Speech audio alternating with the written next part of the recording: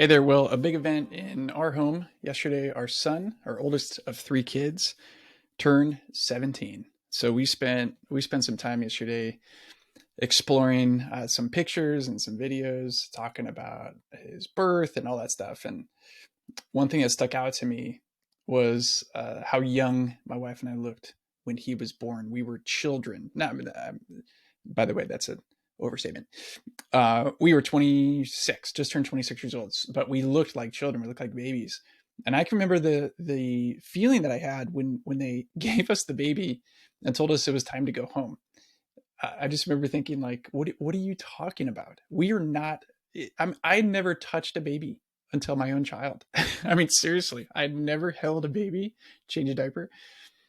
So we've been having this conversation around the idea that there is no certificate, there's no training, there's no school for parenting. How come?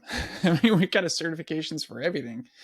They wouldn't let a barista make a espresso without training, but you can take a baby home. It's kind of insanity. So what I've been doing is searching for I mean for really a decade now, but very specifically the last few months of the most uh, researched, evidence based, effective parenting style. And I found it. That's what this episode is about. That's what this conversation is going to get into. I'm going to share a really simple model that I think could help you assess how effective you are being as a parent. Because I don't know about you, I don't want to wait 20 to 25 years to find out if I didn't give my kids what they needed. I want to figure that out now. I get feedback about how many steps I've taken, my heart rate. I get feedback from my banks, all of them. I get feedback constantly about my screen time, about coupons that are available, but we don't get any feedback as parents, except for maybe eye rolls.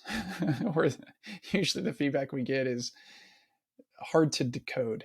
It's hard to decipher. If your kid doesn't like what's for dinner, does that mean you're a bad parent? If your kid doesn't turn their homework on time, does that mean you failed them? If your kid doesn't want to take out the trash or look an adult in the eye and have a conversation, does that mean you've blown it? I don't know, maybe, but we're going to get into that. What we're going to talk about is the researched term is called authoritative parenting. And I want to talk about a dynamic. And if you're watching this, this is going to be helpful. If you're not, that's okay. Look for the notes. But the authoritative parenting style is the most effective parenting style. Children who experience this, and I'm kind of quoting here from some of the research papers, are more responsible, able to handle their aggression, have higher self esteem, and are very self confident when they become adults. What it means, what we're going to get into, is really uh, the mixture of two key behaviors: nurturing behavior and demanding behavior. There's different terms to use. I would say a mixture of high expectations and high support, where on one side you're being very nurturing and caring and responsive and empathetic and relational, and on the other side being more demanding, having higher expectations, clear standards, challenge. And by the way, if you're a teacher educator, this is the exact same training we've been doing from YouSchool for 10 years about what kids need from educators. It's the exact same thing. That's why I was so thrilled to find it. Our training, professional development training, matches and aligns completely with the evidence-based research on parenting styles. So what are you? This is part of this conversation. Start assessing. Are you a little bit more on the side of, in your default parenting style, are you more on the side of being nurturing, caring, empathetic, or a little bit more on the challenging and high standards and high clear expectations? And if you have more than one kid, how do you kind of decode what they need? And on top of that, developmental thresholds of where they're at developmentally is going to shift what they need. Research says they need both, but let's talk about what happens when a kid gets neither. This would be when a parent neither provides clear high expectations or much nurture or relationship.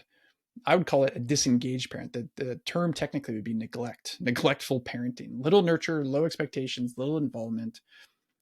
Kids who experience parents in this category do not do well. These are the ones who become incarcerated later. And I'm not saying that as a joke. That's the research. Uh, However, a kid really needs, according to research, one parent to be uh, high nurture, high expectations. Lots of nurture and lots of care. You might find yourself on that side of the spectrum. The great things. So kids who feel supported, cared for by their parents, lots of nurture, lots of support, lots of empathy, lots of back and forth conversations. How do you feel? This is how I feel. Uh, Positivity, warmth. This is all really, really good for kids.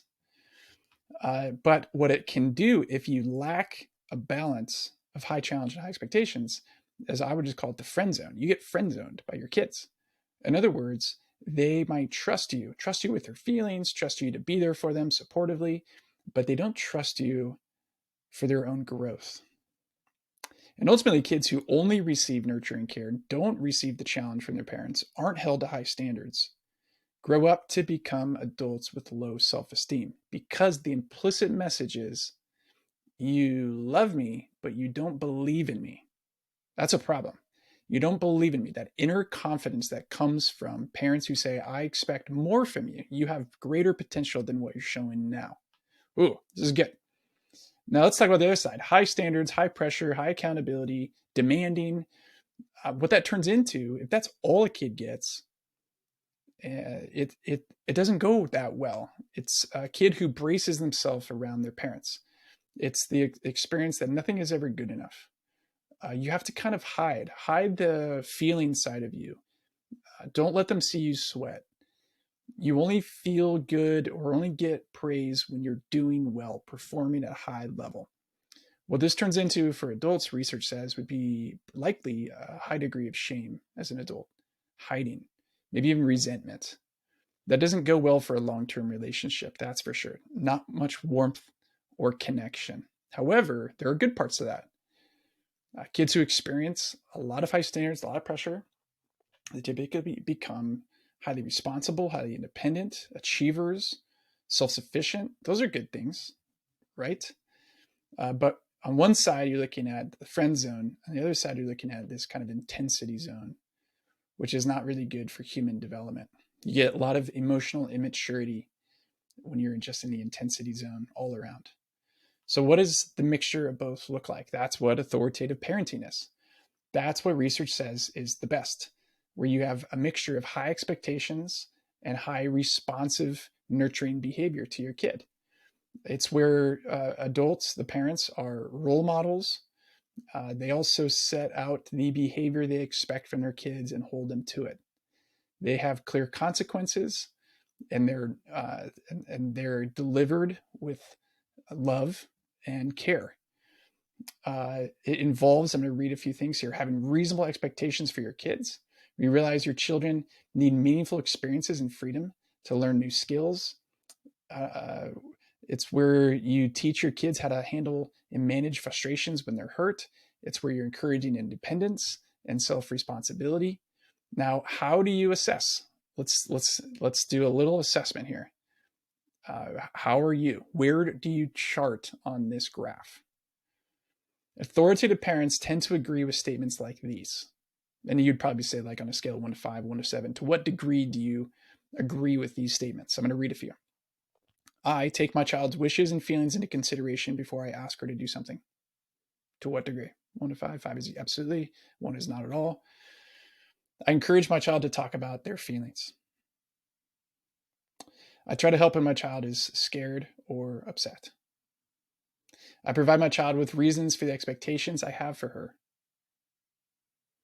I respect my kids' opinion and encourage them to express them, even if they're different than my own.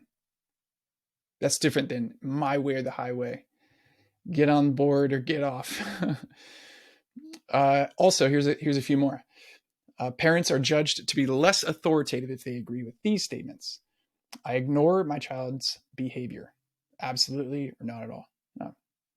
I bribe my child to get them to comply with my wishes. Ooh, that's tricky. I explode in anger towards my child. I punish my child by withdrawing affection. So there's a much longer assessment. I can help you find it, link to it online. But what we have found is authoritative parenting is the most effective parenting style. It leads to greater self-control, stronger moral reasoning as an adult, higher self-esteem, better behavior, fewer discipline issues, less risky, kind of less proclivity to use substances, higher academic performance for kids over time, stronger mental health, tighter bonds, secure attachment, and it's also been validated across cultures. So, what does it look like to provide authoritative parenting to your kid, where you're balancing over time nurture, support, responsiveness, care, warmth, conversation, as well as high standards, clear boundaries, clear expectations? This is what every single kid needs. You probably go to a default when you're under stress, and that default is likely either a mirrored reflection of what you got or a reaction against what you got. In other words, you might have got something from your parents growing up that you think that was pretty good. And because you've never been shown another way to do things, that's what you continue to offer. Or what you got did not sit well with you. And so you've made a concerted effort to be different. The typical classic one generationally would be, my parents were really hard on me. They had just had high rules, high standards. I never felt warmth. I never felt like I can let my hair down. So I've done the opposite with my kid. I don't want them to feel like I felt. So I give them lots of nurture and care. I don't want them to feel bad. I don't want them to feel like they're getting punished all the time. I don't want them to be scared of me. And as a result, you got friend zoned. You're getting friend zoned. You've got teenagers who treat you with a lot of disrespect because they don't appreciate boundaries. You haven't taught them that there are boundaries. So what does it look like for you to start learning how to lean into the other side? That's the challenge. I've got more to share with you. If you're curious, reach out to me, scott@theyouschool.com. I got some research articles if you're a nerd like me, an assessment, and we're going to be talking more about this because we are all about giving kids what they need to thrive, everything they need to build meaningful lives.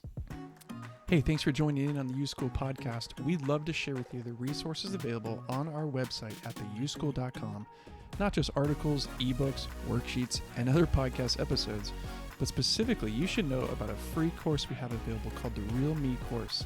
It's digital, it's interactive, and it'll guide you to get clear about who you are and the great story you could tell with your life.